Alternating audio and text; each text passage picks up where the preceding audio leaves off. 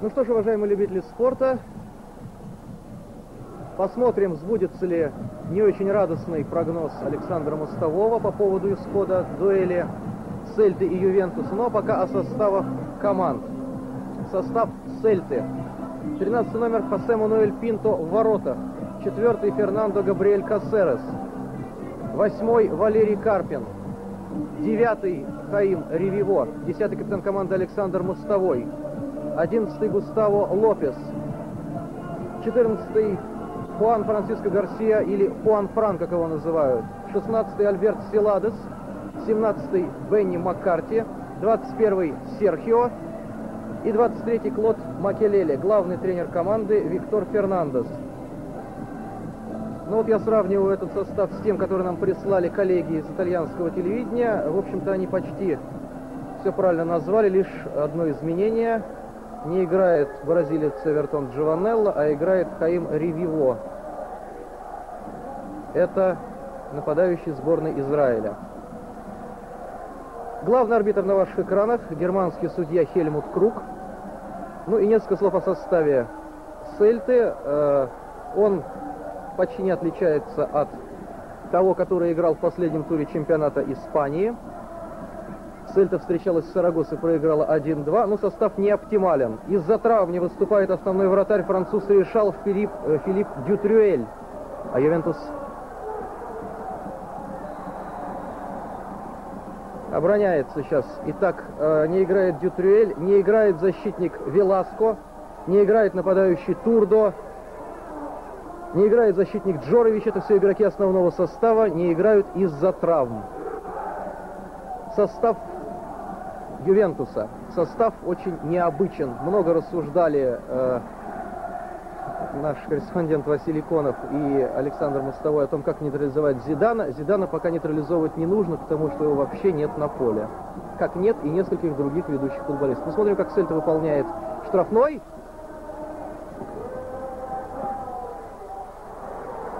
И забирает мяч Эдвин ван дер Сар, первый номер. 3 Зоран Миркович. 4 Пауло Монтеро. 5 Санди Олисе. 9 Филиппо Инзаги. 13 Марк Юлиано. 14 Джонатан Бакини. 15 Алессандро Биринделли. 18 Дарко Ковачевич.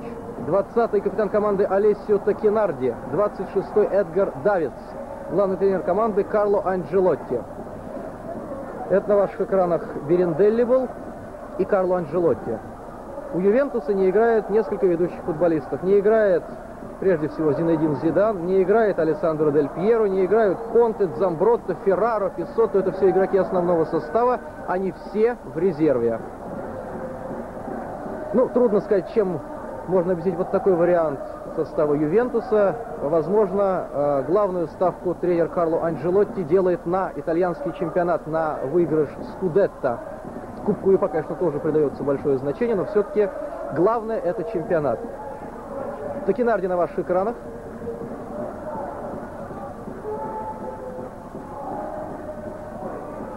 Ну что, активно начали футболисты испанской команды матч.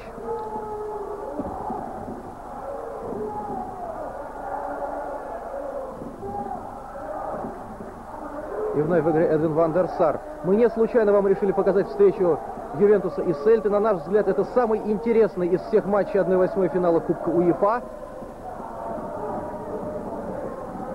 Ну, во-первых, потому что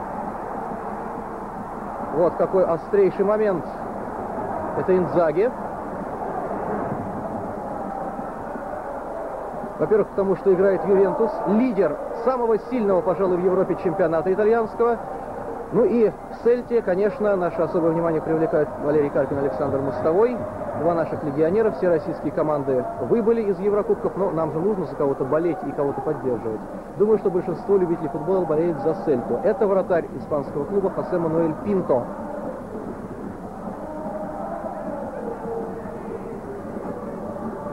Вот так выглядит красавец стадион Делли Альпи, построенный специально к чемпионату мира 90-го года. Вмещает он 70 тысяч зрителей. Но зрителей на трибунах сегодня не очень много, может быть, 10-15. Матчи Еврокубков вызывают у поклонников итальянских команд несколько меньше интерес, чем встреча национального первенства, а на встрече национального первенства стадион практически заполнен. Нарушили правила футболисты Ювентуса против Александра Мостового, капитана Сельты.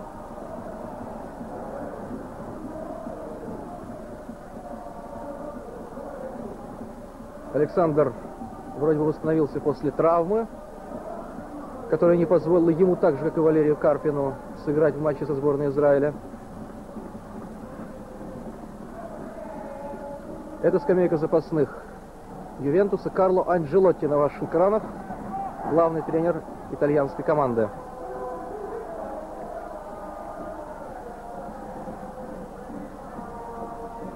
Полузащитник Силадос вводит мяч из-за боковой.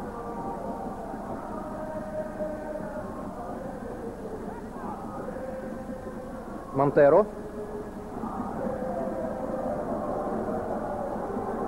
Такинарди. У Ювентуса 3 защитника. 3-й Миркович, 4-й Монтеро и 13-й Юлиано. Вперед выдвинуты Инзаги и Ковачевич. Вот Дарко Ковачевич, игрок сборной Югославии, сейчас вел здесь борьбу у углового флажка. И очень мощная линия полузащиты. Это и Алисе, и Бакини, и Беренделли, и Такинарди, капитан команды, вместе с Давидсом. Дарко Ковачевич.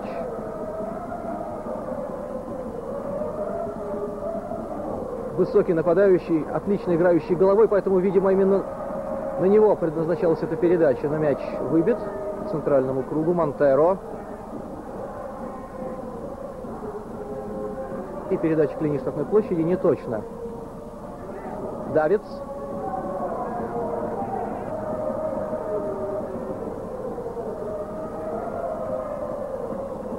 Олисе, пас назад. Не очень высок пока темп.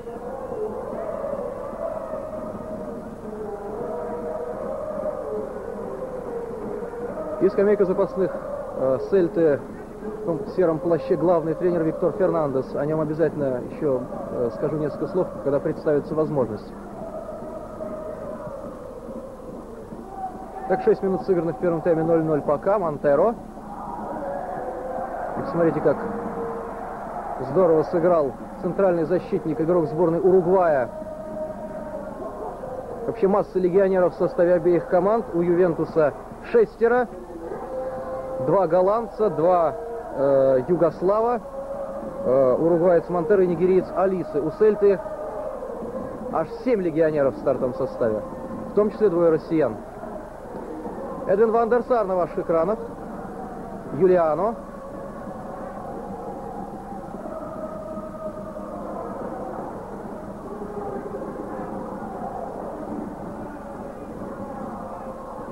Монтеро.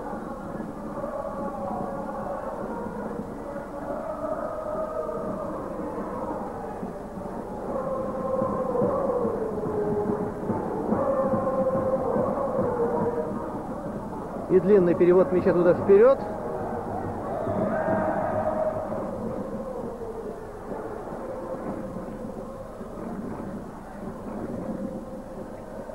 Номер это левый полузащитник Бакини.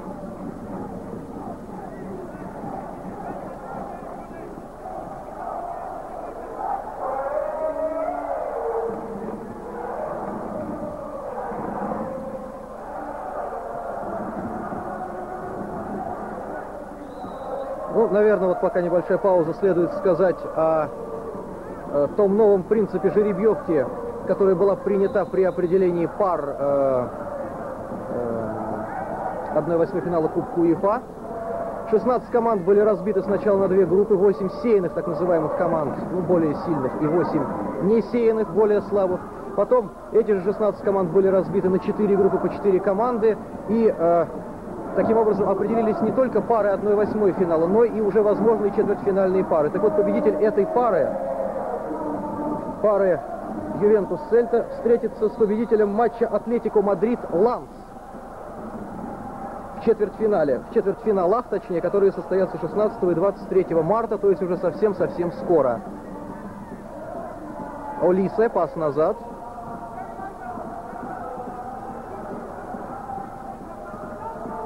Юлиано. Это очень сильно. никак Эдгар Давидс не успевал к этой передаче. Эдгар Давидс, капитан сборной Голландии, вы видите, играет в очках. Почему? У него проблемы со зрением, и они еще начались, когда Давидс играл за Аякс. Потом ситуация несколько ухудшилась, и Давидсу даже сделали операцию. Операцию перед началом этого сезона, из-за которой он пропустил первый матч в составе Ювентуса, не сразу стал играть за Ювентус. И вынужден теперь выступать в таких вот защитных очках. Эдгар Давидс, ну, я думаю, это ему нисколько не мешает. Он один из лидеров Ювентуса и сборной Голландии. Юлиано.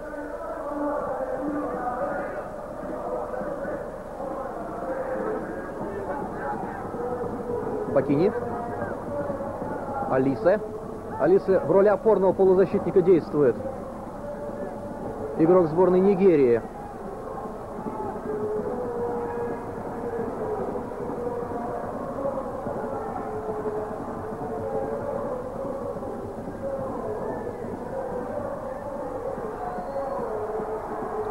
Вот хорошая передача на Инзаги. Инзаги в штрафной площади, но он пока один.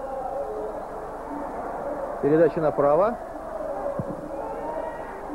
Это Беренделли. С правого фланга пытался сделать пас. Мяч выбит. Ну, два матча Кубка УЕФА уже состоялись. Вы, наверное, знаете, Парма итальянская обыграла германский Вердер 1-0. И с тем же счетом чешская Славия победила итальянский клуб Удинезе. Тоже 1-0. Удар по воротам, Ван дер Сар на месте. Если не ошибаюсь, это Хаим Ревиво бил, нападающий сборной Израиля. Но в матче с командой России мы его не видели. Он, скажем так, конфликтует с руководством Национальной Федерации. Это старая история, связанная со стыковыми матчами Израиль-Дания. Помните, когда израильские футболисты были обвинены после окончания встречи в том, что, скажем так, излишне развлекались накануне игры. Ну и вот Ревиво обиделся и переигнорирует приглашение в сборную. Вот сегодня играется, кроме нашего, еще 5 матчей, и мы постараемся вам с помощью наших редакторов Ольги Журовой и, конечно, Алексея Кузнецова сообщить какие-то результаты. Один результат можем уже сообщить. Рома итальянская сыграла в ничью 0-0 с Лидсом, английским Лидсом. Матч проходил в Риме на Олимпийском стадионе и был омрачен постоянными схватками между фанатами итальянскими и английскими. В итоге 4 английских фаната оказались в больнице. Все это очень и очень тревожно, учитывая, что скоро чемпионат Европы. И наверняка в Бельгии и Голландии высадится значительный десант, состоящий из английских фанатов. Штрафной побивают футболисты Ювентуса, 14 номер мяча Бакини. Ну, был бы Зидан, наверняка бил бы Зидан. Стенка, ну, какая-то она не слишком монолитная, скажем так.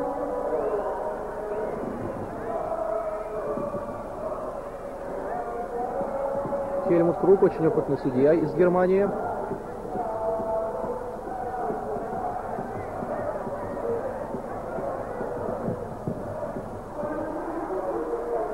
Ну, хоть стенка не очень монолитная, но мяч попал в одного из футболистов, который составлял эту стенку. Так сыграно 12 минут. 0-0 пока в матче между Ювентусом и Сельтой. Это Санди Олисе. Взят был в Ювентус на место Дидье Дешама, который ушел в Челси. Полузащитник оборонительного плана Олисе. Между прочим, первый африканец в составе Ювентуса. До этого футболистов из Африки не было в составе самого популярного, самого титулованного итальянского клуба, 25 раз выигрывавшего национальный чемпионат. Пинто вводит мяч в игру.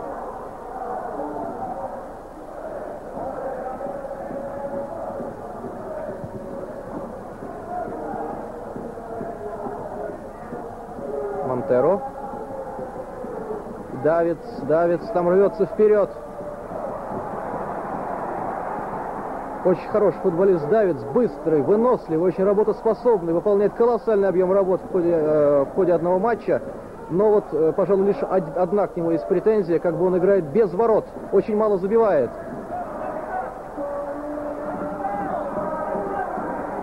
В основном Ювентус рассчитывает в атаке на Инзаги. Но Инзаги пока не очень себя проявляет. Так, ну небольшая тут стычка произошла. Между капитаном сборной Голландии и одним из игроков Сельты. Это Клод Макелеле, француз.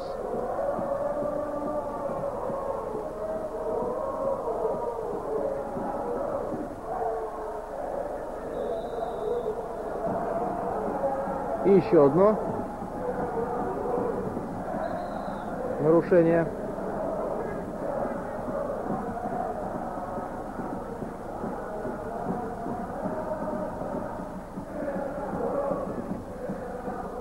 Такинарди нарушил правила в борьбе с Мостовым.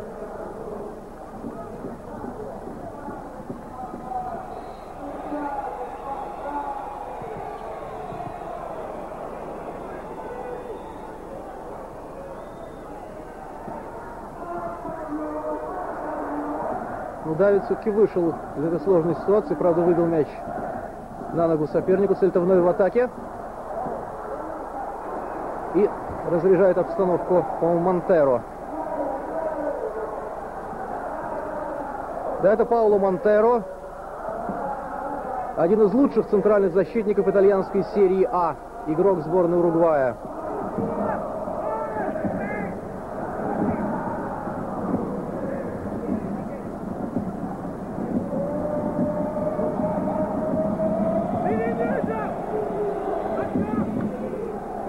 Очень спокойно действует Ван дер Сар.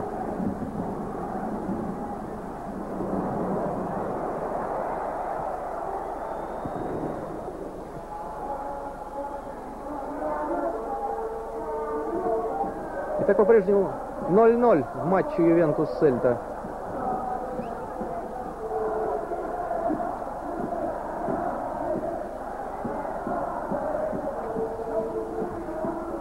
Ну, мы продолжаем, как и обещали, вас информировать о том, как идут другие матчи с помощью наших редакторов Ольги Журовой и Алексея Кузнецова, конечно.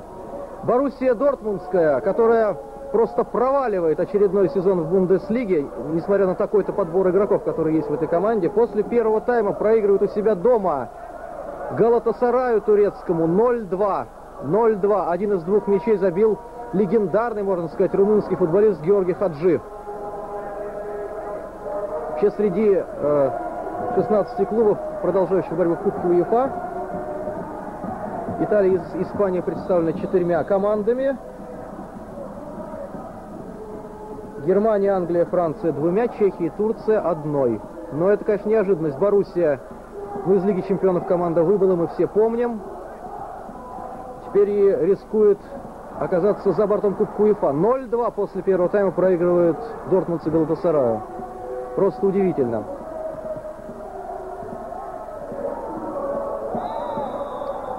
Нарушил правила Зоран Миркович, югослав.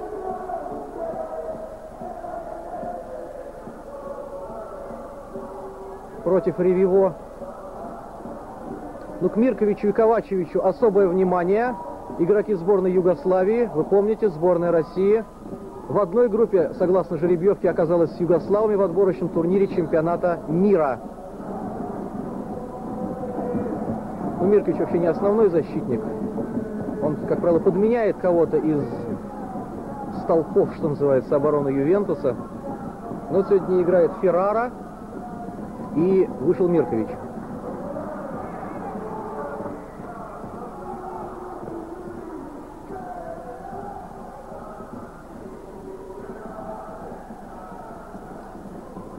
Удар от ворот.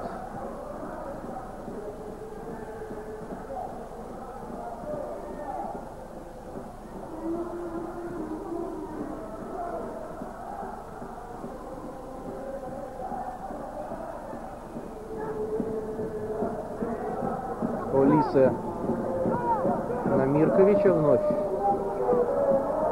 Да, ошибка. Мостовой.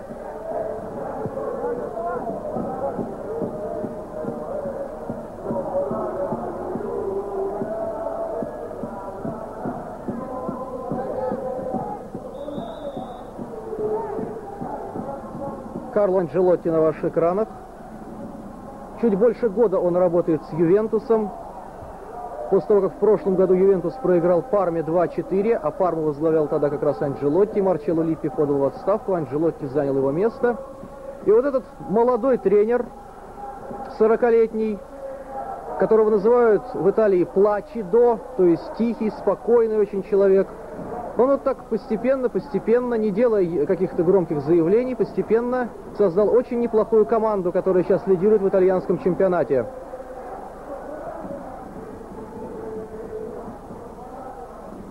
Монтеро.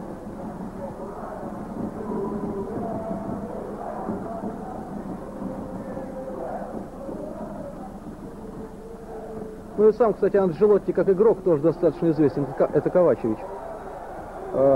Играл он и за Рому, и за Милан, и выигрывал в составе и Ромы, и Милана и национальный чемпионат, и в составе Милана побеждал и в Кубке чемпионов.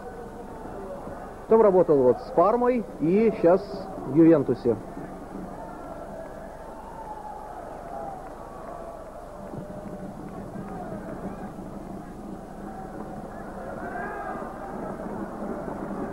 Так, около 20 минут сыграно в первом тайме, 0-0 пока. Длинный перевод мяча к линии штрафной площади. Цельты, как опасный удар! И вот первый действительно острейший момент у ворот Цельты. Сейчас Пинто выручил свою команду.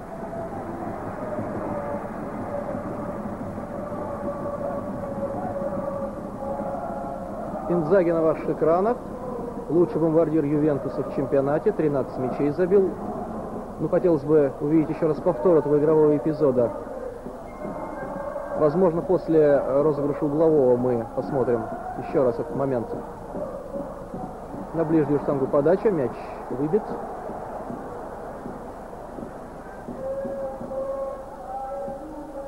Бакини бросает из-за боковой.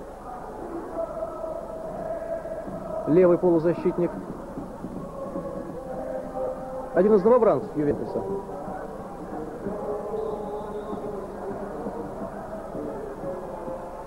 Раньше выступал Бакини за Удинезе.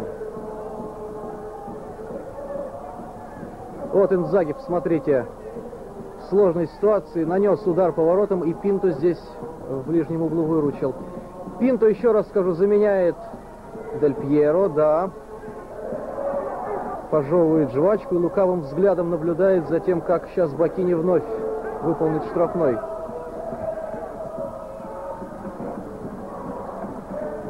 Так вот, Пинто, который сейчас вновь ведет мяч в игру, заменяет травмированного вратаря Дютрюэля. Ну, в принципе, он оправдывает ожидания. 7 матчей сыграл в испанском чемпионате Пинто в этом сезоне, пропустил 7 мячей.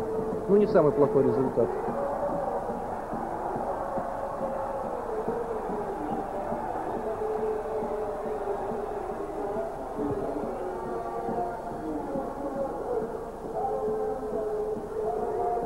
Монтеро.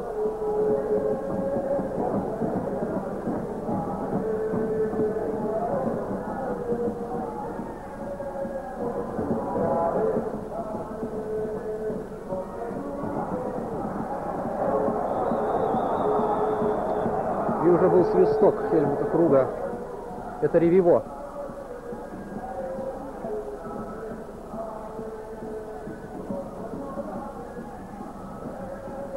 Давидс. Вездесущий Давидс.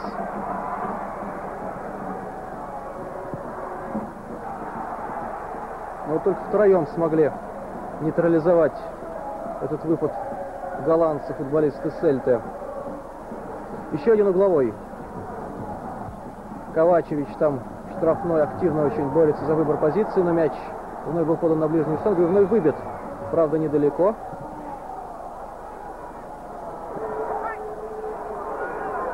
И получится ли контратака у Цельты?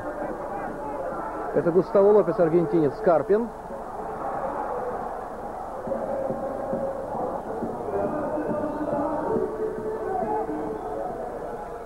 Увы.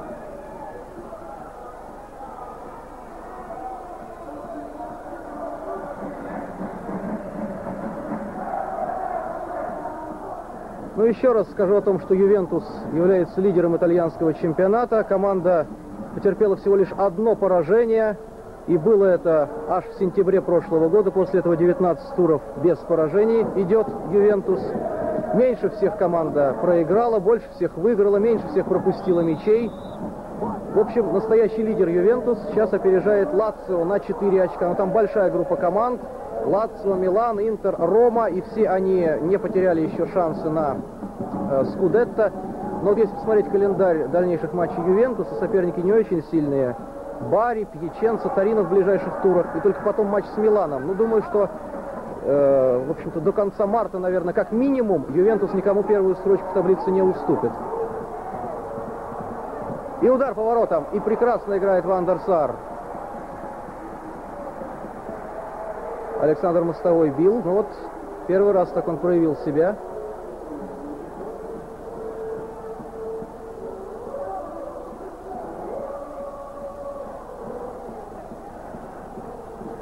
Угловой.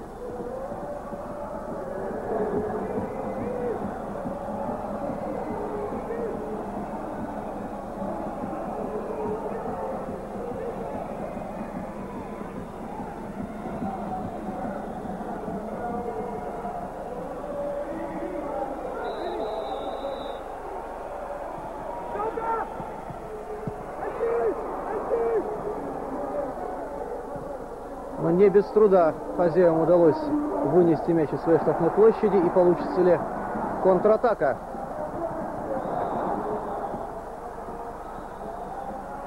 Это Бакини оказался на газоне, остановленный недозволенным приемом. И Хуан Фран получает желтую карточку. Если не ошибаюсь, защитник Хуан Фран, который совсем недавно...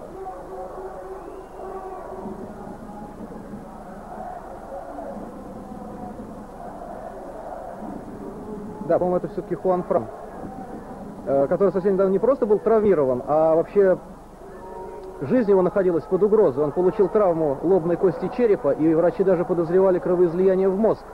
Но все обошлось, и пропустив 6 недель, Хуан Фран вернулся на поле, вернулся в состав, что очень кстати, потому что травмировано несколько защитников, в частности Веласко, привлекавшийся в сборную Испании. А у Сельты не такой уж богатый выбор футболистов, и когда один или два игрока выбывают, то сразу возникают проблемы. Кстати, Хуан Фран очень часто подключается к атакам, правда, не всегда успевает назад возвращаться.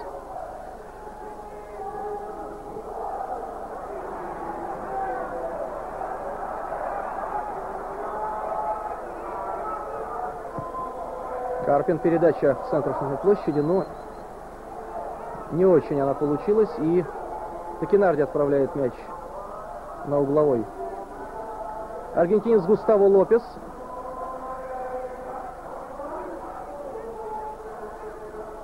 В общем-то, его считают нападающим, но, скорее всего, на мой взгляд, это больше так атакующий полузащитник Густаво Лопес.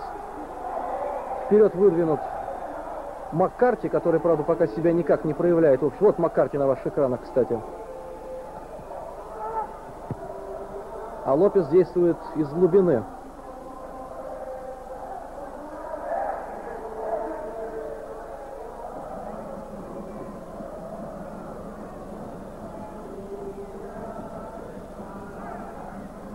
Вот теперь решили разыграть футболисты Сельты.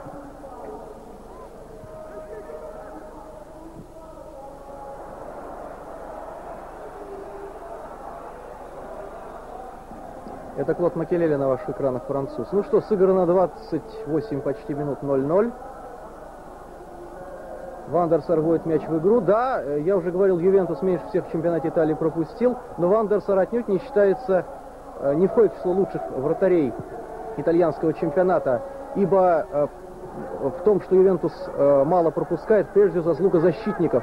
Вот этой тройки Феррара, Писсотто, Монтеро, но сегодня Феррара нет, его подменяет Миркович, а может еще сыграть и хорват Тудор вместо кого-то из них. Защитники располагаются достаточно далеко от ворот и просто не пускают соперников в штрафную площадь. Поэтому не так уж много ударов по воротам Ювентуса в чемпионате Италии наносится. И ни одного пенальти не было еще назначено в ворота Ювентуса в национальном чемпионате.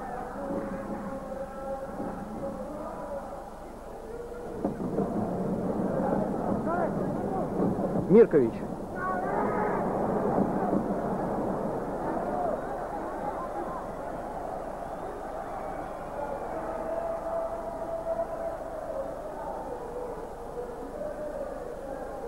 А мы смотрим еще раз повтор, пожалуй, самого опасного пока момента у ворот Ван дер Сара, когда голландский голкипер выручил, так же, как несколько минут назад выручил и Пинто, мы помним, после удара Филиппо Инзаги.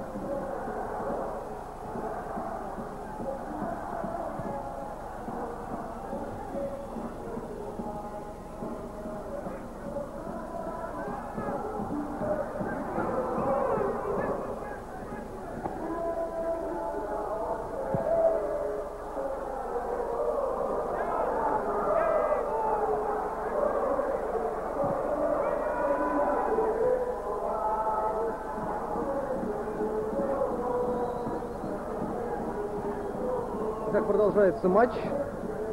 Еще раз напомню, пока 0-0. Также 0-0 сыграли Рома и Лидс. Матч тот закончился, и после первого тайма Боруссия проигрывает Галатасараю 0-2. Эти результаты мы знаем на данный момент. Капитана, он поздравил Лотара Матеуса, подарив ему роскошный букет цветов, с тем, что Матеус стал рекордсменом по количеству матчей, проведенных за сборную.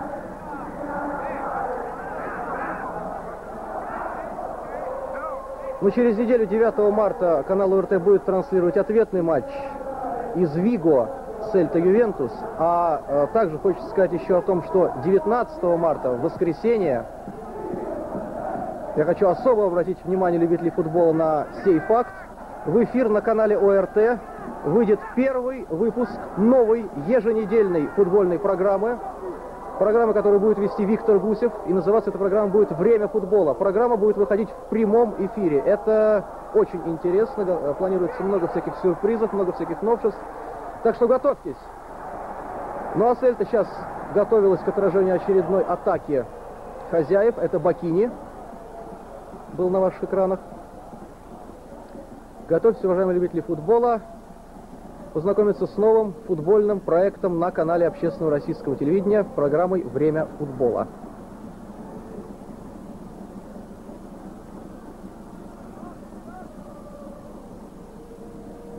Юлиано.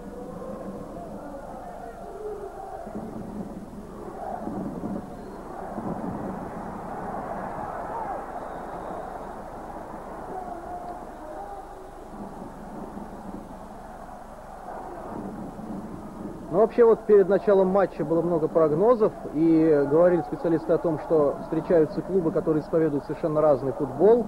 Ювентус,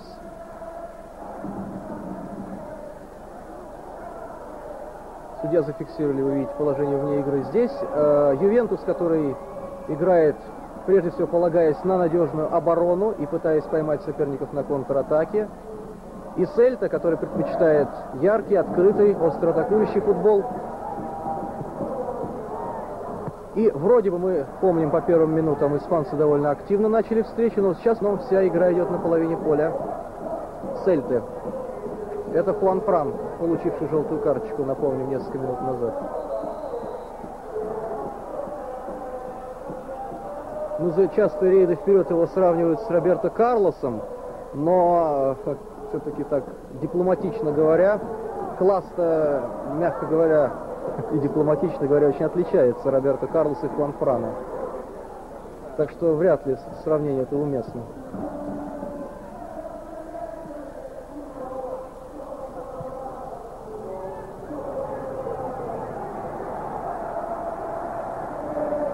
У Сельты, на мой взгляд, не ладится пока игра в центре поля, и Ювентус, обладающий очень мощной линией полузащиты, пока переигрывает соперников. Именно в середине поля. Карло Анчелотти вновь.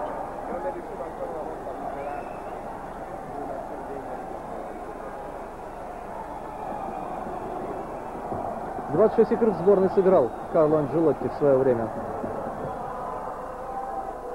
Даже в чемпионате мира участвует в Италии.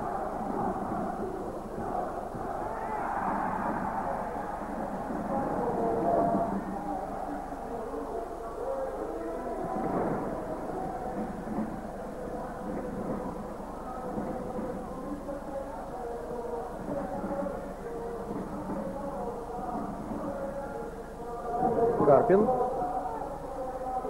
Ну, мы привыкли, он действует обычно справа, но довольно часто смещается в центр, а сейчас он был в штрафной площади, но прозвучал уже свисток.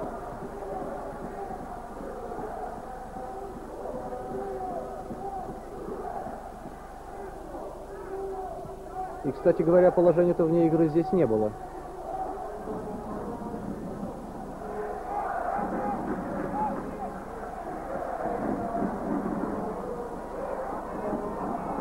Ну, еще раз хочется вернуться к матчу Россия-Израиль, точнее не к матчу, а к той программе, которая предшествовала этой встрече. Вы помните, как замечательно потрудились наши корреспонденты Василий Конов и Максим Артемов. В Израиле сколько интервью они взяли, в частности у Карпина, и Валерий долго говорил о причинах неудач Сельты в этом сезоне.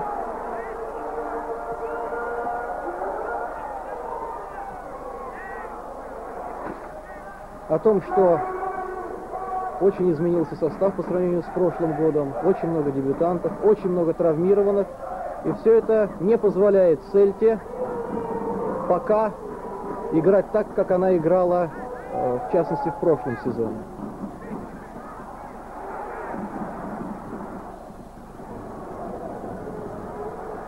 Это Бакини в штрафной площади.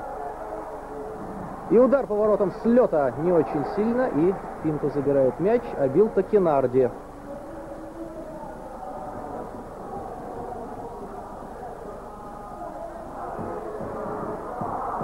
Пока Сельта на 7-м месте, хотя еще недавно входила в тройку. Смотрим повтор этого эпизода Бакини. И вот такой удар капитана Ювентуса. Положил корпус, пробил, но Пинто, в общем-то, без особых проблем справился. Итак, Сельта в последнее время выступает неудачно и потерпела в 5 последних турах 4 поражения, а еще выбыла из Кубка Испании, дважды проиграв Эспаньолу. В общем, задача попасть в четверку, чтобы на будущий год участвовать в Лиге Чемпионов, пока далека от решения. Но, с другой стороны, в испанском чемпионате сейчас творится что-то невероятное. Депортиво, который сейчас лидирует, ну, никто не считает лидером и претендентом на победу, тем не менее, Депортиво впереди. А Реал с Барселоной допускают совершенно необъяснимые неудачи. Вот это да! Александр Мостовой, второй раз он так серьезно побеспокоил Ван дер Сара. До ворот метров 27, наверное, было, 28.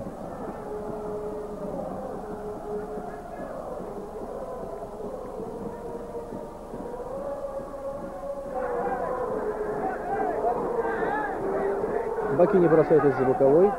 Олисе.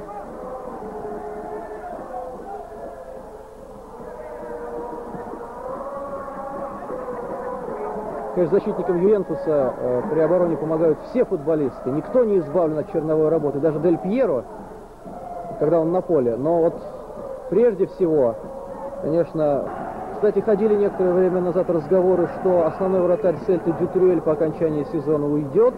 Причем уйдет в Барселону. И на его место может прийти, кто бы вы думали, Сергей Овчинников.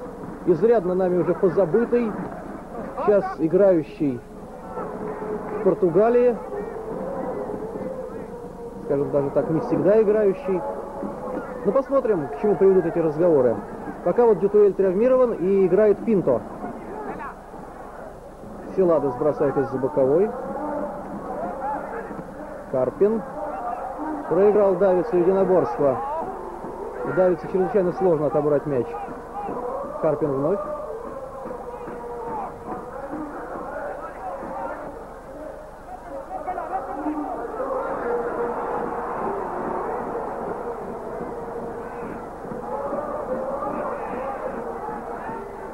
Это Бакини.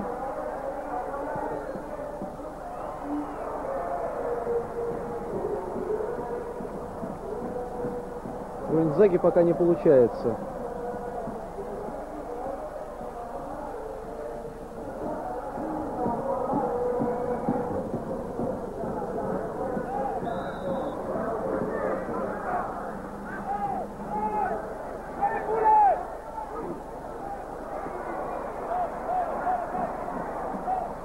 Лопес, Карпин, опять смещается в центр. Монтеро.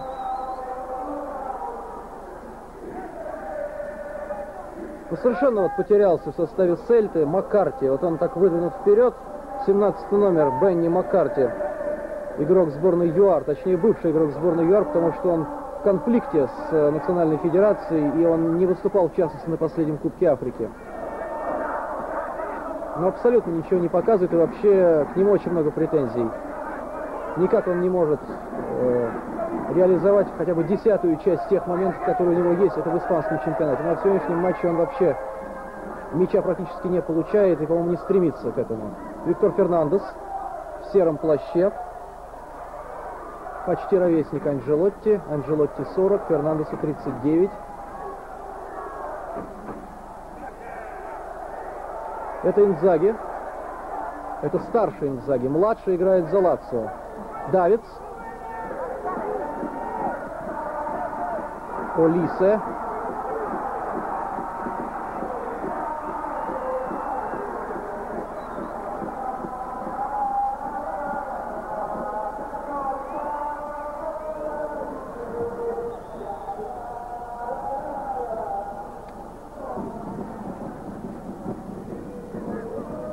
Не часто появляется на поле в составе Ювентуса, точнее, он появляется не часто в стартовом составе, в основном выходит на замены. Но сегодня, еще раз скажу, состав Ювентуса несколько необычен, и большинство лидеров сидят на скамейке запасных.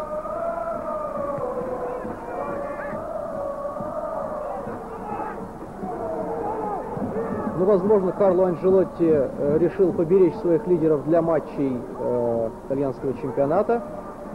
А возможно, решил, что вот в первом тайме этот состав, где нет ни Зидана, ни Дель Пьеро, ни Конте, измотает Сельту, а во втором тайме со свежими силами выйдут лидеры и решат исход борьбы в пользу итальянцев. Ну, посмотрим, как вот на самом деле будет. Пока 0-0, и вновь сорвалась атака испанской команды.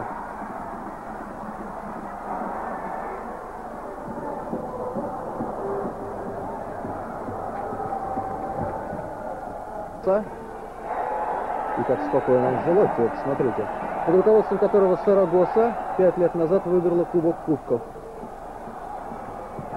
Ну, может, не все помнят ту Сарагосу и то, что ей руководил Фернандес, но наверняка не забудут никогда мяч, который забил решающий мяч в ворота Арсенала игрок Сарагосы Наим, каким-то совершенно немыслимым ударом почти от центра поля, и вратарь Арсенала Симен совершенно был не готов к отражению этого удара, и вот Сарагоса тогда выиграла 2-1. И сейчас Фернандес тренирует, если не ошибаюсь, уже 3-й сезон Сельту. Это Ковачевич.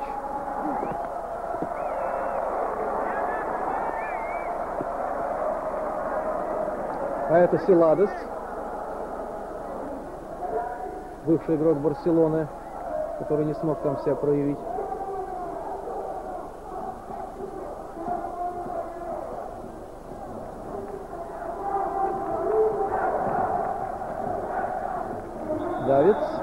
Давидса уронили.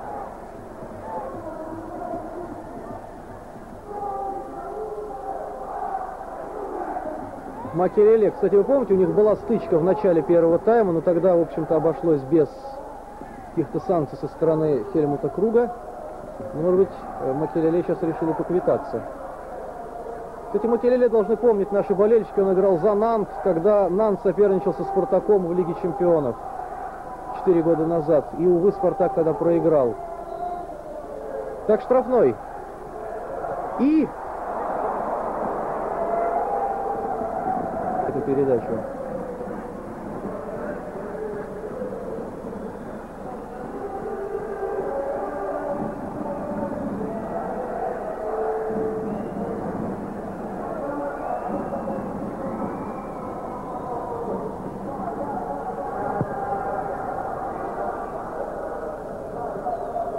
Дель Пьеро наверняка выйдет. Наверняка после перерыва.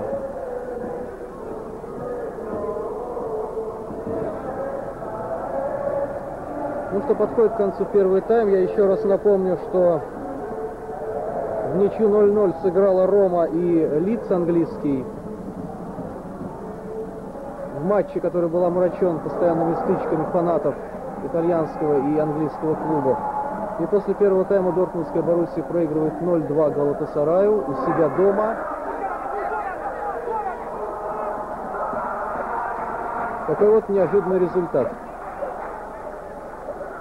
Ну, остальные пары сегодняшнего дня — это Арсенал Депортиво, Атлетико Мадрид Ланс, Мальорка Монако.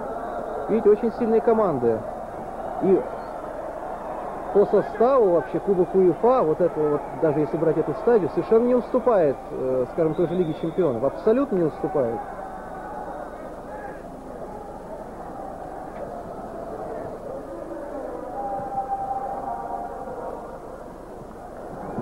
Миркович.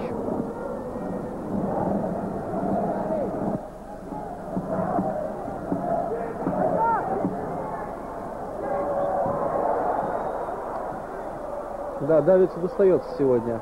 Неужели это опять Макелеле?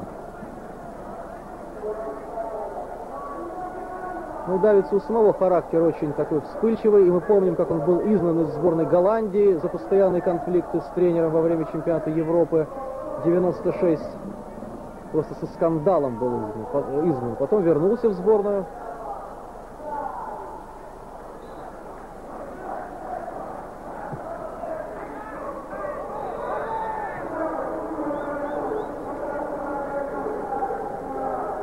Нарушение там было со стороны Ковачевича. Я думаю, помнят болельщики «Динамо» московского Ковачевича.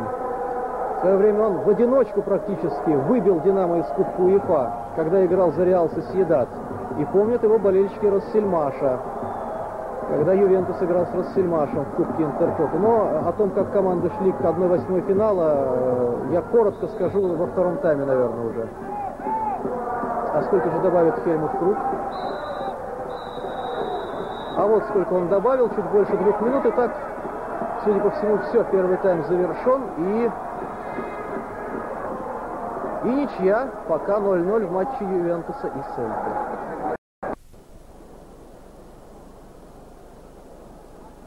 Второй тайм первого матча 1/8 финала розыгрыша Кубка УЕФА между Ювентусом и Сельтой.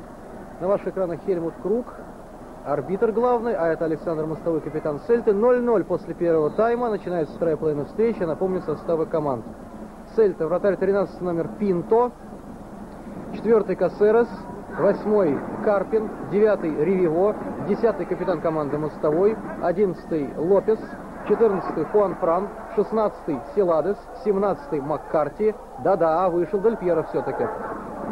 21-й Серхио, 23-й Макелеле, главный тренер команды Виктор Фернандес. И состав Ювентуса. Первый номер Ван дер Сар, 3-й Миркович, 4-й Монтеро, 5-й Алисе, 9-й Индзаги, 13-й Юлиана. Под 14-м номером играл Джонатан Бакини, левый полузащитник. И вот вместо него сейчас вышел 10-й номер Алессандро Дель Пьеро. Далее 15-й Беренделли, 18-й Ковачевич, 20-й Такинарди, капитан команды 26-й Давидс, главный тренер Карло Анджелотти. Это Беренделли. Миркович.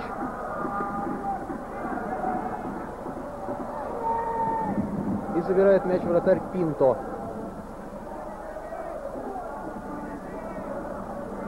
Ну, вообще-то не очень частое явление, насколько я могу судить, чтобы 3 нападающих было у Ювентуса одновременно на поле.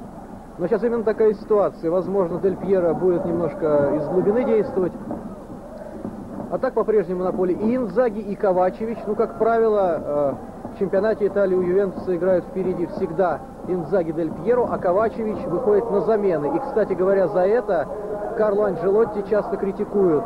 Потому что он, по мнению специалистов, многих не дает Ковачевичу играть столько, сколько нужно. И часто довольно раздаются советы, чтобы Анджелотти выпустил одновременно и Индзаги с Дель Пьеро, и Ковачевича. Ну вот сейчас такая ситуация, посмотрим, как эта троица будет взаимодействовать. И как неплохо врывается в штрафную площадь Ювентуса. Кто-то из игроков Сельты, удар по воротам. Карпин бил. Плавой.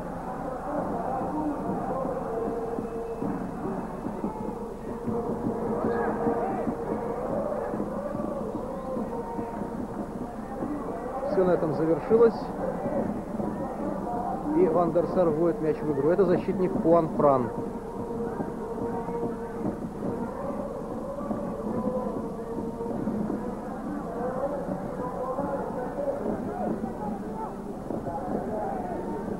Ковачевич, но он прекрасно играет головой, вообще такой мощный, высокий нападающий, таранного типа, у него очень мощные удары с обеих ног, головой играет здорово.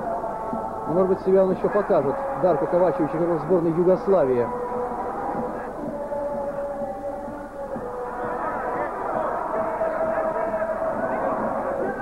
В центре поля ошиблись футболисты Сельты. Давис быстро переадресовывает мяч туда, к линии штрафной площади, по-моему, на Инзаге. Это Серхио, защитник, выбил мяч за боковую линию. Серхио, который вернулся из Спортинга Хихонского, он там был в аренде, и вот теперь вернулся в Сельту. Давидс. Миркович. Еще раз скажу, Ювентус играет в 3 защитника, как сейчас это очень модно в Европе. 3 защитника, располагающиеся в линию. И это сделано по многим причинам. Кроме всего прочего, еще и потому, что Ван дер Сар, вратарь, может прекрасно играть ногами и в случае чего как бы выполнять функции последнего защитника, страхуя своих партнеров. Это количество нарушений правил. Хозяева выполняют штрафной.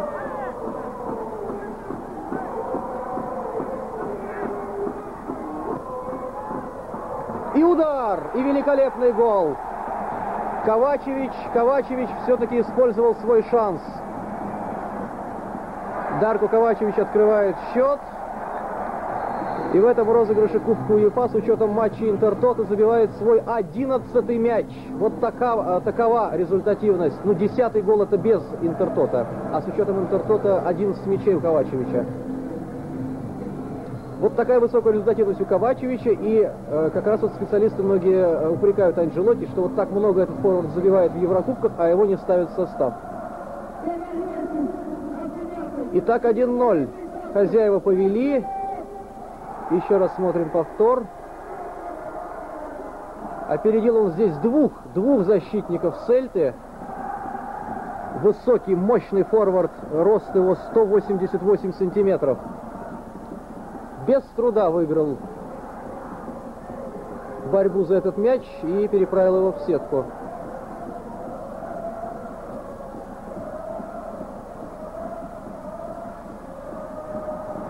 Ну, еще кое-что скажу о Ковачевиче после этой атаки Сельты.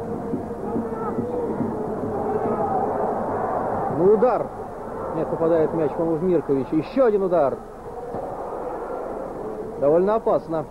Очень интересно, она отличается от трансферной политики многих других итальянских суперклубов.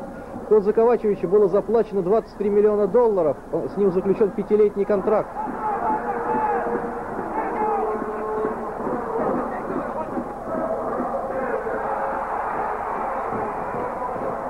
Учитывая манеру игры Ювентуса, Сельте будет очень сложно отыграться.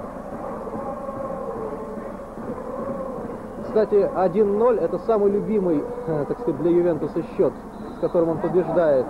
Половину всех побед в чемпионате Италии Ювентус одержал именно со счетом 1-0.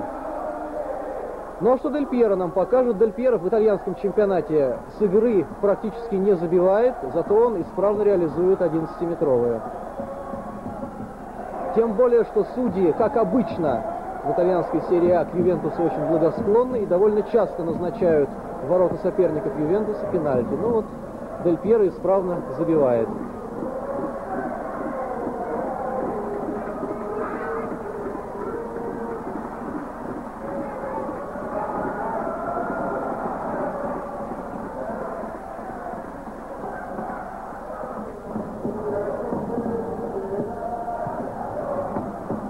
Давидс.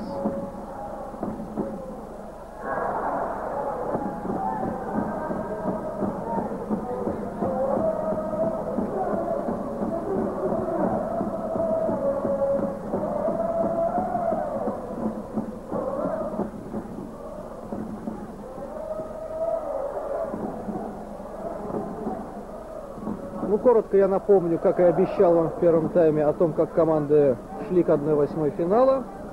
Цельта сначала обыграла швейцарскую Лозанну, потом греческий Арис, и потом была просто феерическая встреча с Бенфикой. 7-0 Цельта выиграла дома.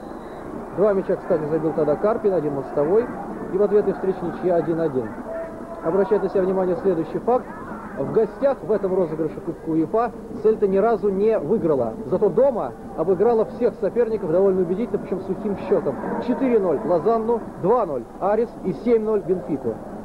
Так что я не думаю, что даже если Ювентус выиграет 1-0, ответная встреча через неделю на стадионе Балаидос в Виго, который, кстати, будет транслировать канал ОРТ, станет для Ювентуса легкой прогулкой. Хотя Ювентус на выезде играет тоже совсем-совсем неплохо. Немного он забивает, но зато почти не пропускает.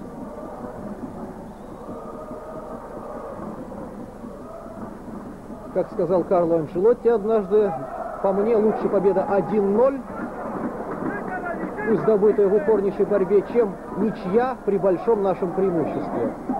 Так что я думаю, что Ювентус, конечно, сделает все, чтобы удержать минимальное преимущество в этой встрече и по возможности, конечно, его и увеличить.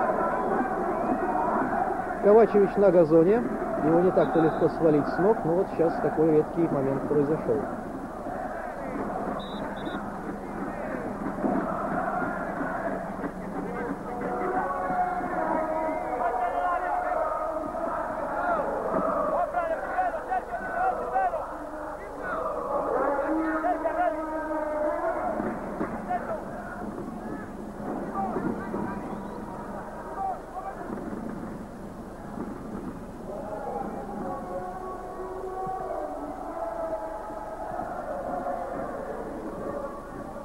Но я сделал небольшую паузу, не случайно, я сейчас просто обрушу на вас, уважаемые любители спорта, несмотря на поздний час, целую россыпь результатов, самых разнообразных. Еще раз отмечу, как хорошо помогают сегодня мне редакторы нашей трансляции.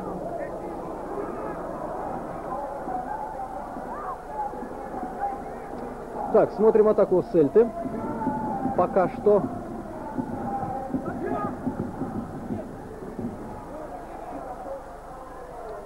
Да, вот сказал обрушу россыпь, конечно, это несколько не по-русски, прошу прощения. Ну, так бывает.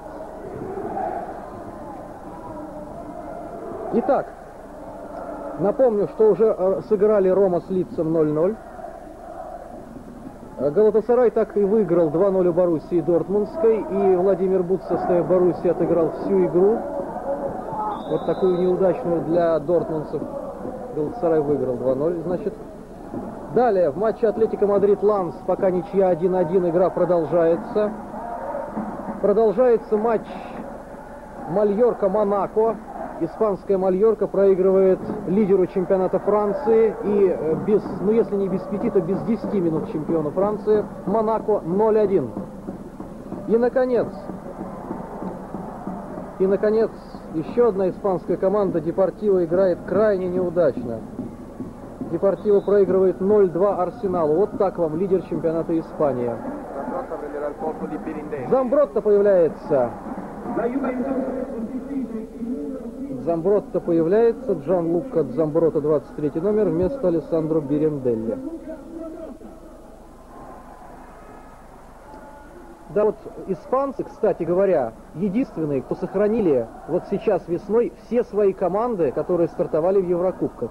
И смотрите, как неудачно они сейчас играют. Мальорка проигрывает Монако, Цельта проигрывает Ювентусу,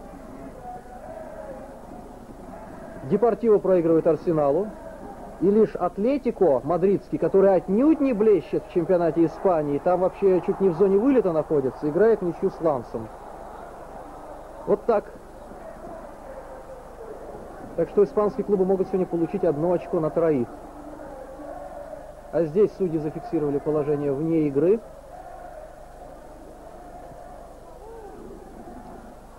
И футболисты из Виго попытались было пойти вперед, но потеряли мяч. И удар какой! Вот вам Инзаги. Он очень хитрый, очень тонкий футболист, и его ни на секунду нельзя упускать из вида. Чуть предоставишь какой-то простор, на секунду буквально забудешь о нем, как он способен нанести точный завершающий удар. Индзаги, забивший больше всех в чемпионате Италии в составе Ювентус, 13 мячей. И вновь Индзаги идет вперед, и это очень грубо.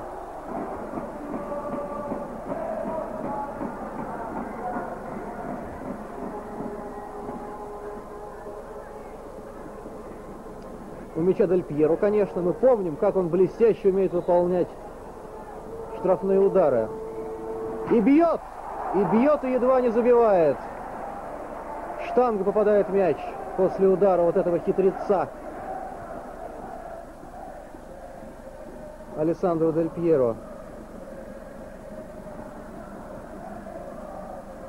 Смотрите, как коварно обвел стенку и в ближний угол целился, но чуть-чуть не хватило точности.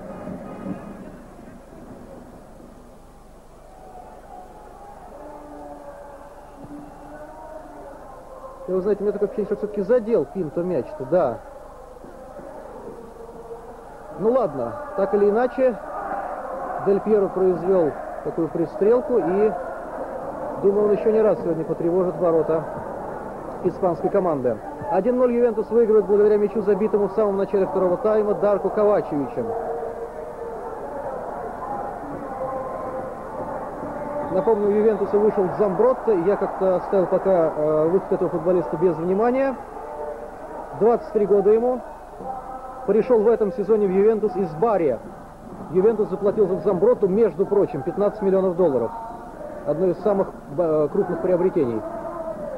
И, кстати говоря, Дзамбротто является уже кандидатом в сборную Италии и может попасть на чемпионат Европы. Как и большинство полузащитников Ювентуса, и Такинарди, и Конте.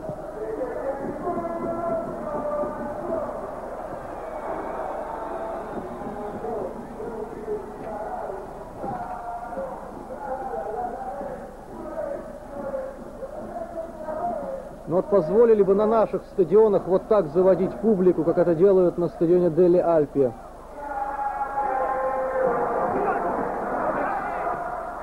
У нас, увы, несколько другие правила, несколько другие порядки, и болельщикам всячески мешают выражать свои эмоции. Но это тема для отдельного разговора. Вернемся на поле стадиона Дели Альпи. Монтеро.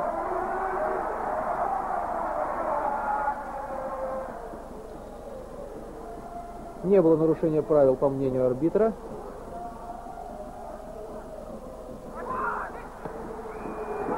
И здесь мяч отобран чисто. Серхио. Хорошо, Пинто успел. Пока в игре небольшая пауза. Коротко о пути Ювентуса к 1/8 финала Кубка УЕФА. Ювентус провалил прошлый итальянский чемпионат и был вынужден отбираться через Кубок Интертота. Там сначала обыграл румынский Чехлаул, потом дважды Россельмаш, ростовский 4-0 в Ростове-на-Дону, жарким июльским днем 5-1 у себя. Ужас! Что сказать еще? Потом французский Рен. И попал в Кубок УЕФА таким образом Ювентус. Дальше была обыграна кипрская Омония с общим счетом 10-2. Затем болгарский Левски. И затем греческий Олимпиакос. Причем первую встречу Ювентус выиграл 3-1 в гостях, а в ответной позволил себе дома проиграть 1-2. Единственный Ювентус потерпел поражение вот от Олимпиакоса, но оно, собственно, никак на дальнейшее турнирное продвижение итальянского клуба не повлияло.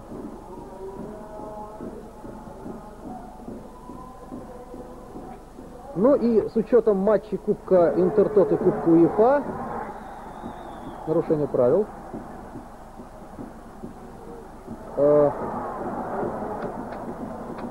лучшими бомбардирами Ювентуса являются Индзаги и Ковачевич. Ну, теперь-то Ковачевич в одиночестве, потому что у него 11 мячей стало, а у Индзаги 10.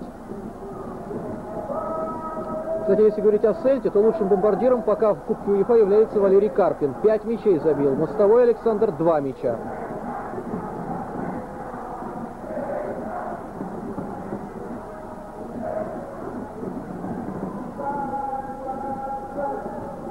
в такую своеобразную коробочку взяли Карпина, Юлиану и Монтеро.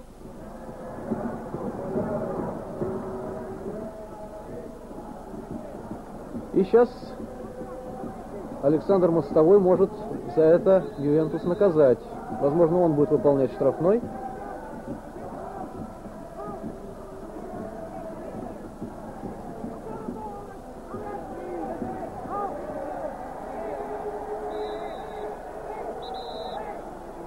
Да, но это не лучшая, конечно, точка для того, чтобы увидеть, кто выполняет штрафной.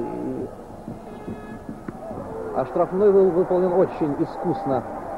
Ван дер Сар в очередной раз выручил. Да, конечно, с Карпиным и Мостовым и без них Сельта совершенно две разные команды.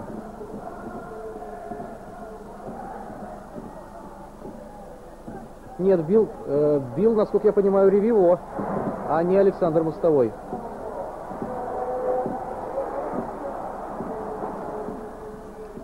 Итак, около 20 минут сыграно во втором тайме. 1-0. Ювентус выигрывает у Сельты.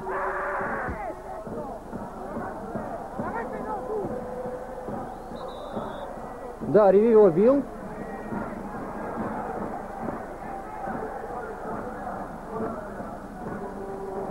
Нападающий Сельты. Вообще для Сельты большая проблема — это игра нападающих. Они все очень мало забивают. В отличие от нападающих Ювентуса, и в частности от Филиппо Инзаги, который сейчас, если бы не Пинто, мог и увеличить счет.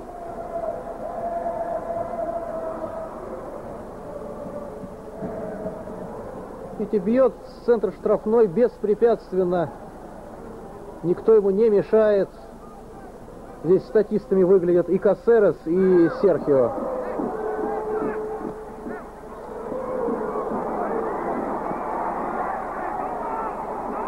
Да, так вот у Сельты и Густаво Лопес, и Ревиво, и Турдо, нападающие, и Маккарти, и все они очень-очень мало забивают.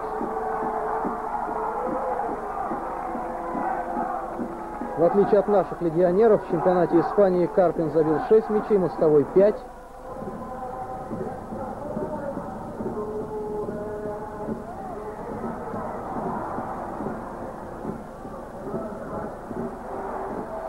Очередная атака хозяев левым флангом. И какое продолжение выберет тот футболист, который находился с мячом, ударил по воротам. Это Дель Пьеро был.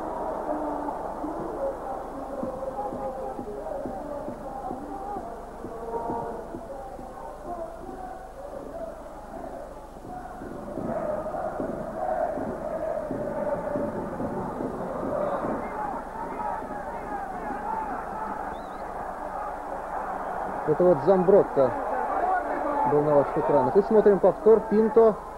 Пинто сегодня не раз выручал Сельту. Ну, собственно, и у Ван дер Сара тоже работа была. Вы помните, несколько ударов он довольно опасных отразил.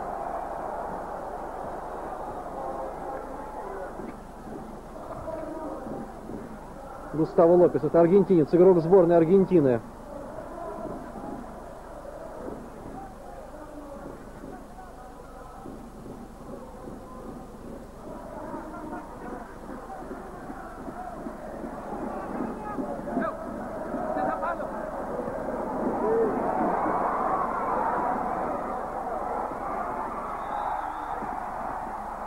Вновь нарушение почти на самой линии штрафной. Сбили Густаво Лопеса.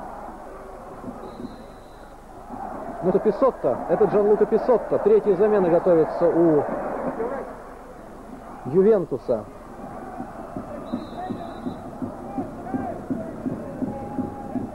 Метров 18 до ворот. Где-то так приблизительно. И на этот раз, видимо, Мостовой будет бить.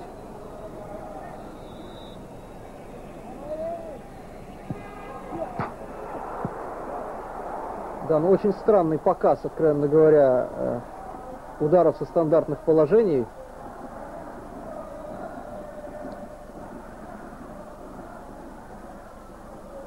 Ну, а у нас еще одна замена. Итак, Джанлука Писотто меняет Санди Олисе.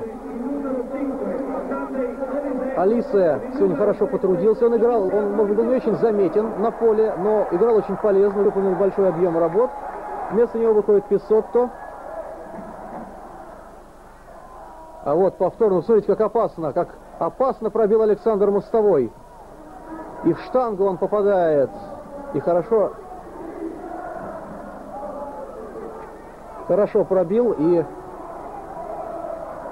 жаль, что только на повторе мы смогли этот эпизод увидеть во всей красе. Итак, Писсотто, в принципе, он защитник, но в нынешних атакующих схемах Ювентуса чаще занимает место в полузащите, на фланге. Кандидат в сборную Италии, участник последнего товарищеского матча итальянцев против сборной Швеции. Итальянцы выиграли 1-0, Дель Пьеро забил единственный мяч. И, если я не ошибаюсь, сразу 6 футболистов Ювентуса в всех встрече приняли участие, в том числе Писсотто. Кстати, этот 29-летний футболист уже 5 лет играет за Ювентус, опытный игрок. Около 20 минут до окончания матча 1-0, там вне игры было. 1-0 в пользу Ювентуса, и таким образом Зидан сегодня на поле так и не появится. Зидан, Конте, один из ведущих полузащитников, тоже игрок сборной Италии. Так же, как еще один игрок сборной Италии, защитник Феррара, опытнейший защитник Чиро Феррара. Человек-трофей, как его называют в Италии. Потому что он играл в Наполи, выиграл все, что можно с Наполи. Потом перешел в Ювентус, и в Ювентусе тоже одни победы в чемпионате и в Лиге чемпионов у Феррары.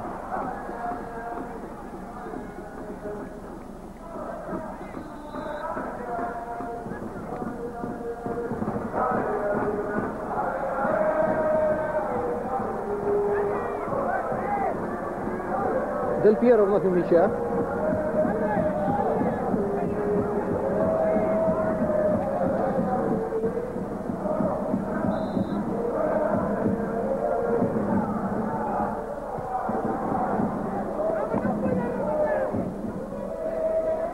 Еще раз напомню, что через неделю канал ОРТ будет транслировать ответный матч из Виго со стадиона Балаидос.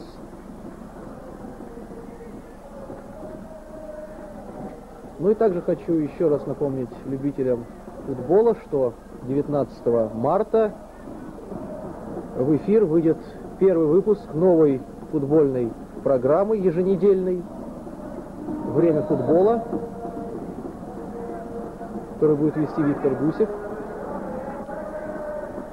И вас ждет немало интересного в этой программе, так что я думаю, вы будете с нетерпением ждать этого дня, 19 марта, дня выхода в эфир первого выпуска передачи «Время футбола».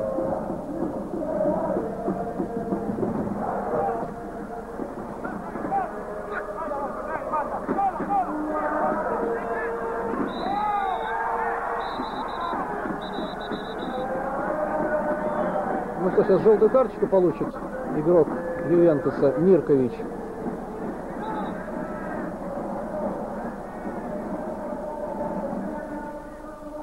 В борьбе с Ревиво он здесь нарушал правила.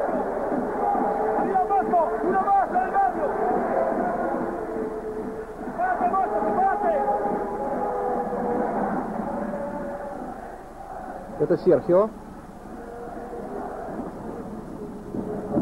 Кассерес.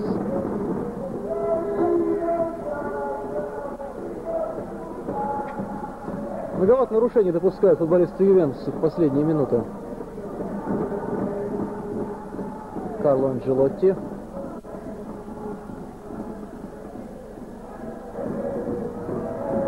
Да, у Сельты пока замен не было, и, откровенно говоря, особо-то усиливать состав неким.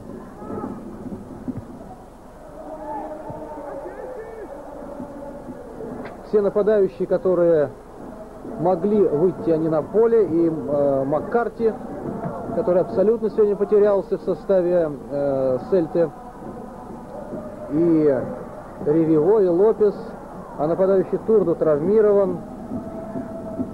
Ну, правда, может выйти Рик Хогендорп, голландец, форвард, который приглашен был недавно в Сельту, точнее взят в аренду до конца сезона, но пока он не вписался в игровые схемы Виктора Фернандеса. И трудно сказать, насколько Хогендорп сможет усилить игру Сельту. Это Хуан Франк.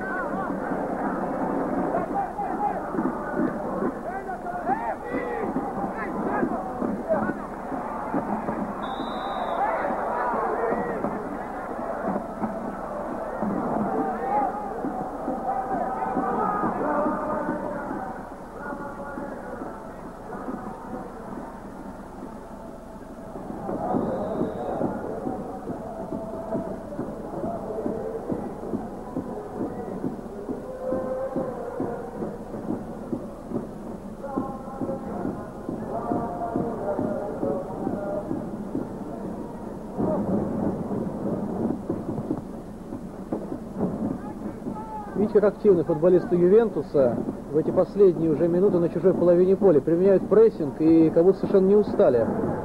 Как непросто сейчас испанцам начинать атаки. И видите, мяч потерян. Миркович.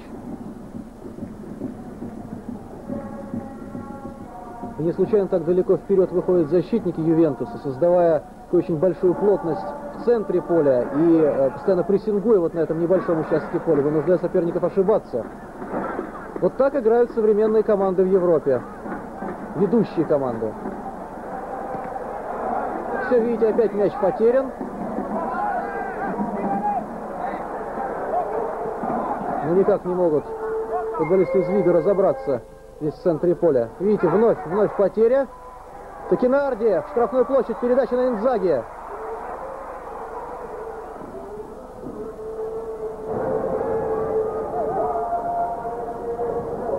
Давидс. И вновь на Инзаги, но с большим трудом мяч все-таки вынесли игроки Сельты к центральному кругу. Но ведь там Маккарти пытался зацепиться, что называется, за мяч, у него это совершенно не получилось. Вот Маккарти получает мяч. Карпин. Офсайд. И Маккарти мог и не наносить этот удар.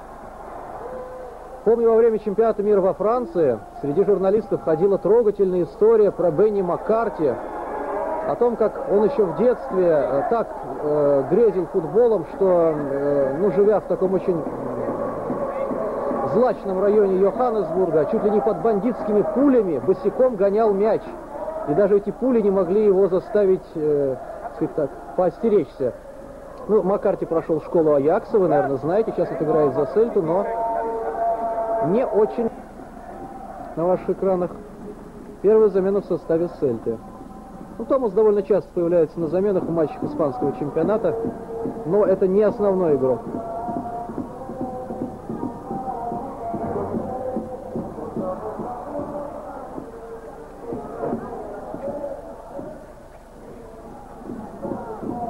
Серхио. Прессинг. Смотрите, какой прессинг применяют футболисты Ювентуса в последние 10-15 минут матча. Великолепно физически команда готова. Ну и вот только таким образом вынуждены соперники, в частности Валерий Карпин, останавливать хозяев.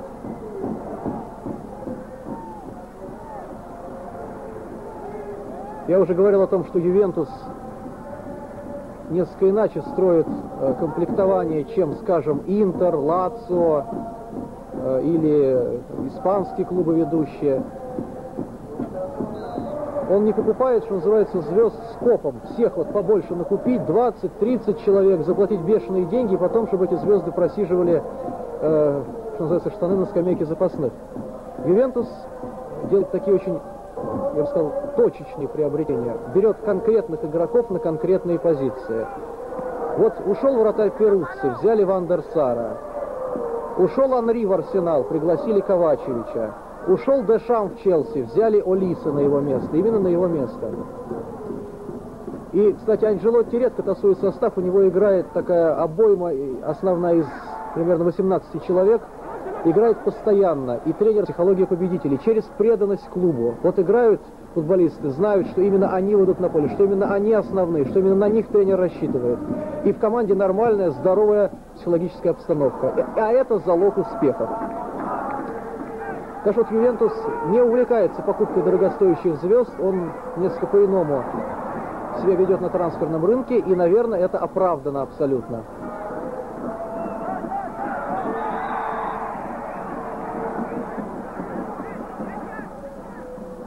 Томаса сбили с ног.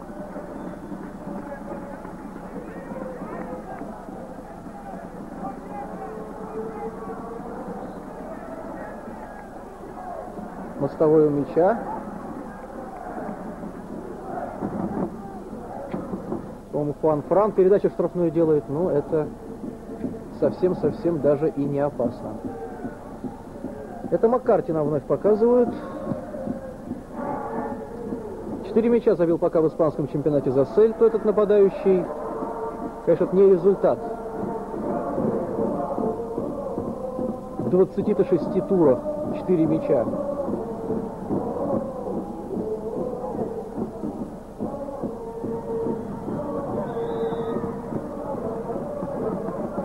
Так, меньше 10 минут до окончания матча. 1-0 Ювентус выигрывает своим любимым счетом 1-0. Но вот во втором тайме преимущество выглядит очень большим итальянского клуба. Во всем практически. Конечно, мы не будем лукавить. Ювентус изначально априори признавался фаворитом. Но что касается Сельты, то команда, конечно, гораздо более скромных возможностей. И, иногда на равных удавалось в какие-то моменты испанцам действовать. И даже вначале иметь некоторое преимущество, но класс Ювентуса, конечно, выше.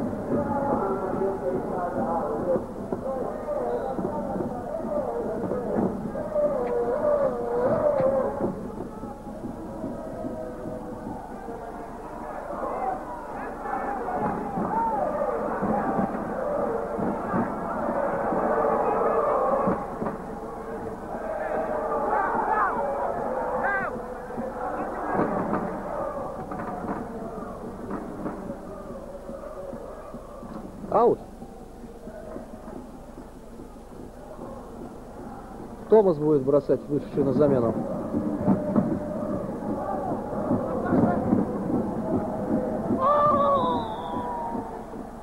Ух, какой истошный крик потряс стадион Дели Альпи. Дзамбротта получает вышедший на замену. И вот еще по поводу, кстати говоря, трансферной политики Ювентуса. Вот Дзамбротта, не очень известный игрок, пришел в Ювентус и за короткое время дорос до уровня игрока национальной сборной. Вот так здесь умеют работать с футболистами.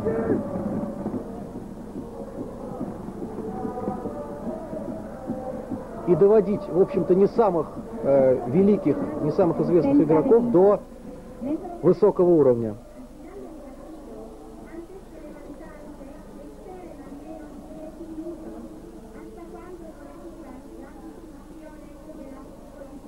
Я напомню, поскольку матч подходит к концу, о тех результатах других встреч Кубка УЕФА, которые мы знаем на этот час. Рома Лидс 0-0, Боруссия Дортмундская проиграла Галатасараю 0-2, весь матч за Боруссию отыграл Владимир Бут.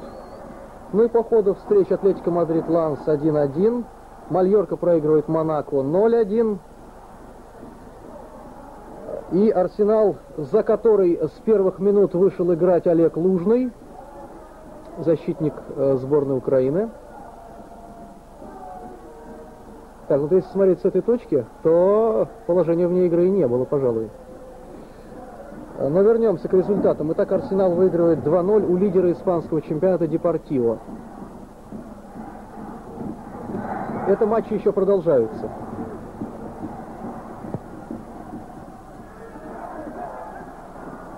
Ну и напомню, что накануне Парма победила Вердер 1-0, а Славия, чешская Славия, победила Удинезе, итальянский клуб, 1-0 также.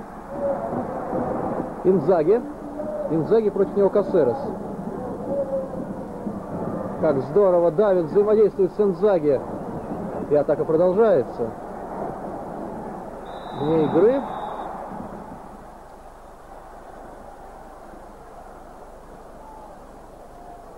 Немножко обидно за Дель Пьеро. Ну и что, вы думаете, был офсайд? А, да, там игрок, конечно. Я думал, что это вратарь, извините. Игрок Ювентуса задержался. Так вот, за Дель Пьеро немножко обидно, потому что он с игры никак не может забить. Забивает только с пенальти. Хотя возможности есть, но не удается реализовать их в полной мере Алессандро Дель Пьеро. Итак, до окончания матча 5 с небольшим минут.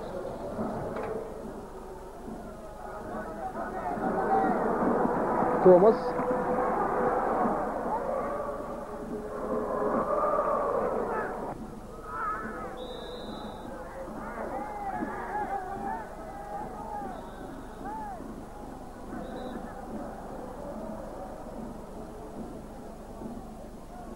Хуан Фран в очередной раз нарушил правила. Напомню, у него есть уже одна желтая карточка.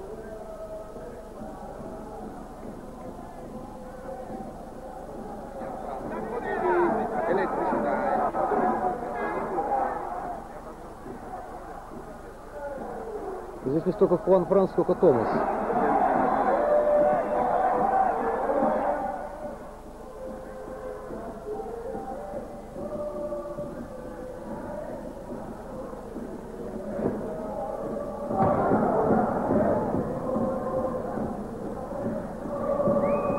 Писотто.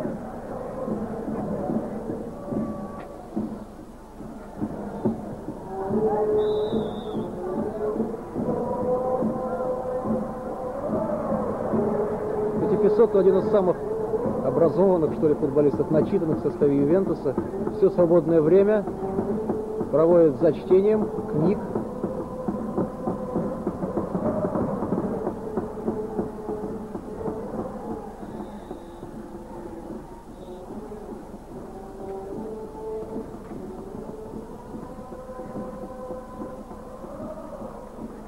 Серхио и Ковачевич, два гиганта, там сошлись, видите, в верховом единоборстве.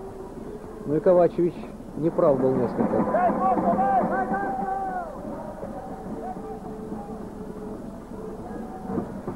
Да, конечно, было бы хорошо, было бы интересно увидеть Зинедина Зидана в составе Ювентуса, который, по мнению многих, сейчас находится в прекрасной форме. После прошлого неудачного сезона, который у него не сложился и из-за травм, в первую очередь, но, возможно, и Зидан мотивацию потерял. Ну, что вы хотите, чемпион мира, лучший футболист мира и Европы. Но вот с приходом Анчелотти Зидан раскрылся как-то даже по-новому совершенно. И сейчас даже играет сильнее, чем раньше. Даже подсчитали журналисты в итальянском чемпионате, Зидан меньше делает касаний мяча во время матча, но при этом процент брака у него в передачах заметно ниже, чем был раньше. То есть стал действовать гораздо более эффективно Зинедин Зидан. Но, может быть, он сыграет и в ответной встрече. Через неделю в Виго на стадионе Балаидос. Встречи, которую вы также увидите на канале общественного российского телевидения.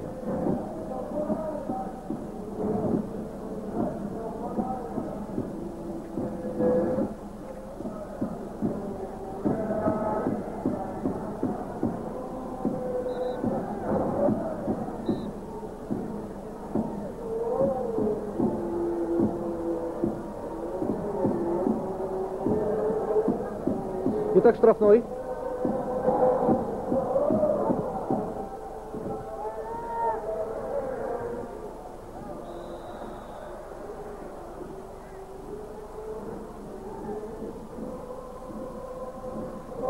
Это Писотто на ваших экранах. Замбротто. Миркович пошел вперед. Очень редко защитники Ювентуса подключаются к атакам. Главное для них это безопасность тылов. Но вот Миркович сейчас позволил себе такой рейд по правому флангу.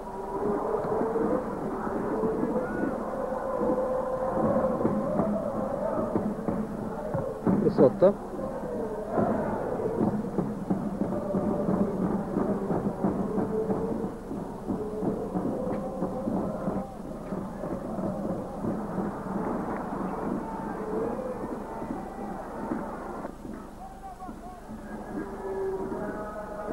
Но многие специалисты перед началом матча высказывали прогнозы, что Ювентус наверняка почти победит, и для Цельты было бы удачей проиграть с разницей в 1 мяч. Ну, по всей видимости, так оно и будет.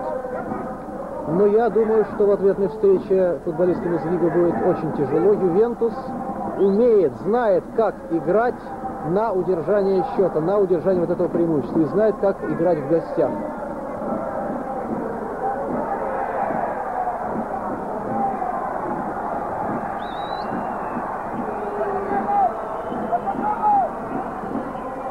Черный день испанского футбола. 3 минуты добавит Круг.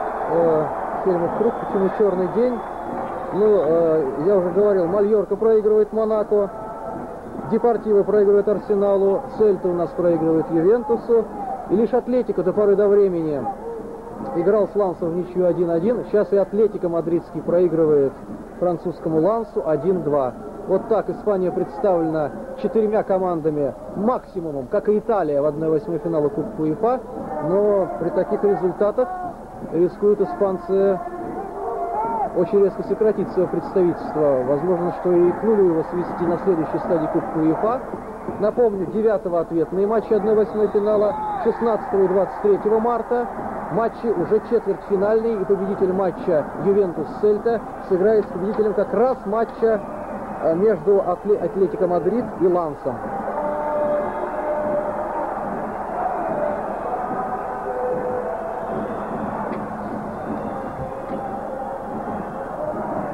Ну вот.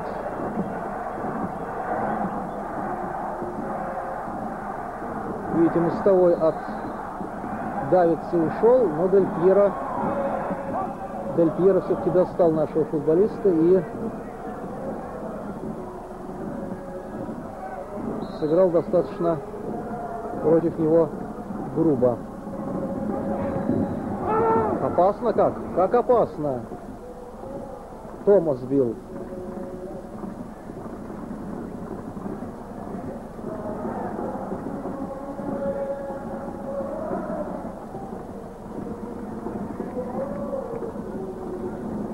Да, ну и вот в предыдущем эпизоде Александр Мостовой, вы видели, был наказан предупреждением за стычку с Дель Пьеро. Ну что ж, последние уже, наверное, даже не минуты, а секунды этой встречи. Томас здесь борется с Дель Пьеро и атакует его с излишним энтузиазмом, не по правилам. Да, пошла третья уже добавленная минута арбитром из Германии Хельмутом Кругом. Напомню, единственный мяч в этой встрече был забит в самом начале второго тайма нападающим Дарко Ковачевичем, которого сегодня в кои-то веки Карло Анджелотти выпустил с первых минут в стартовом составе. Но и вот Ковачевич оправдал это тренерское доверие и забил этот единственный пока в этом матче мяч. 1-0 в пользу итальянской команды. Пока.